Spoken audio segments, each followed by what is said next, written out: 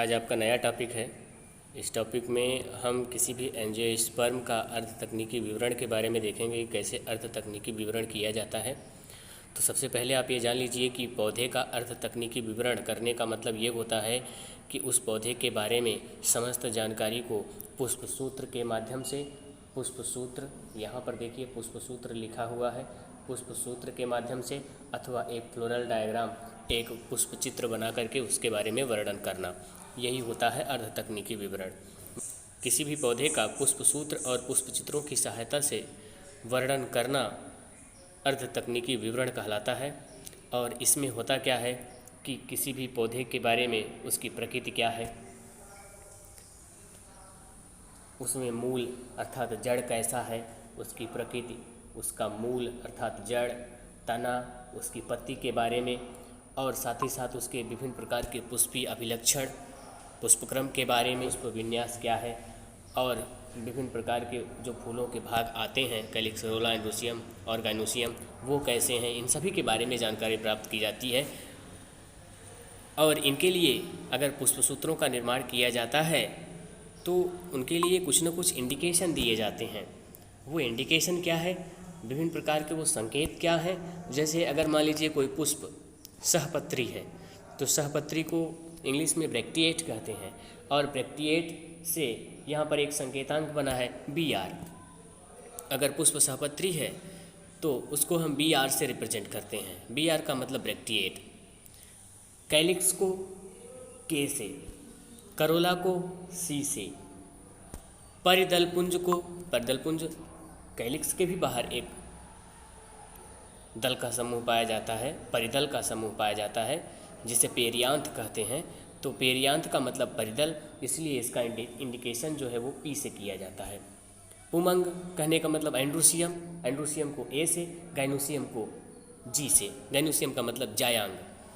अगर जायांग या अंडाशय, अंडाशय अगर ऊर्ध्ववर्ती है तो उसको G लिख करके उसके नीचे एक अंडरलाइन कर देते हैं। इसका मतलब इसकी जो ओवरी है वो सुपीरियर है, ऊर्ध्ववर्ती अंडाशय है। और अधोवर्ती अंडाशय में G लिख करके उसके ऊपर एक डैश का निशान दे देते हैं। कहने का मतलब इसमें जो अंडाशय है वो अधोवर्ती है। यहाँ पर जो अंडरलाइन किया गया है, जो डैश का निशान दिया गया है, वो G में नीचे की तरफ दिया गया है। तो G में नीचे की तरफ नहीं होगा अधोवर्ती अंडाशय में, ये ऊपर की तरफ होता है। और यहाँ पर देखिए कोई डैश नहीं दिया गया है, इसमें आप जान लीजिए कि इसमें नीचे की तरफ होगा। तो ये हुआ ऊर्ध्ववर्ती और अधोवर्ती अंडाशय के बारे में। यदि पुष्प नर है तो उसके लिए ये इंडिकेशन प्रयुक्त करते हैं, और अगर मादा है तो ये इंडिकेशन प्रयुक्त करते हैं। और अगर दोनों एक साथ एक ही पुष्प में पाए जा रहे हैं, नर जनन अंग और मादा जनन अंग दोनों एक ही पुष्प में पाए जा रहे हैं, तो उसको इस चिन्ह के साथ इंगित करने का कार्य करते हैं। अब चलते हैं इसकी सममित के बारे में देख लेते हैं। अगर पुष्प त्रिज्या सममित है तो उसको इस इंडिकेशन से, और अगर उसकी सममित एक व्यास सममित है तो उसको इस निशान से प्रदर्शित करते हैं। और बात करते हैं अब कैलिक्स, करोला की। अगर ये सभी यूनाइटेड हैं, संयुक्त हैं, सभी दल आपस में एक दूसरे से जुड़े हुए हैं, तो सभी दलों की जो संख्या है, यहाँ पर आप देख रहे हैं कैलिक्स के आगे 2+2 लिखा हुआ है, करोला के आगे आप देख रहे हैं यहाँ पर C लिख करके नीचे 4 लिखा हुआ है। करोला का मतलब इसमें दलों की संख्या 4 है। अगर यही दल यूनाइटेड होते, एक साथ जुड़े होते, तो इसी 4 को अंडर ब्रैकेट में कर दिया जाता। वही बात यहाँ पर आगे बताई गई है। अगर युक्त दल हैं, युक्त दलों की संख्या को अंडर ब्रैकेट कर देते हैं, ब्रैकेट से बंद कर देते हैं। अगर ब्रैकेट से बंद है तो इसका मतलब सभी दल क्या हैं, आपस में एक दूसरे से संयुक्त हैं, आपस में एक दूसरे से जुड़े हुए हैं। और अगर ब्रैकेट नहीं है तो इसका मतलब दैट आर फ्री, वो स्वतंत्र हैं। आगे चलते हैं। आसंजन को पुष्पी चिन्हों के ऊपर रेखा खींचते हैं। पुष्पचित्र से फूल के भागों की संख्या, उनके विन्यास क्रम और उनके संबंध के विषय में जानकारी प्राप्त होती है।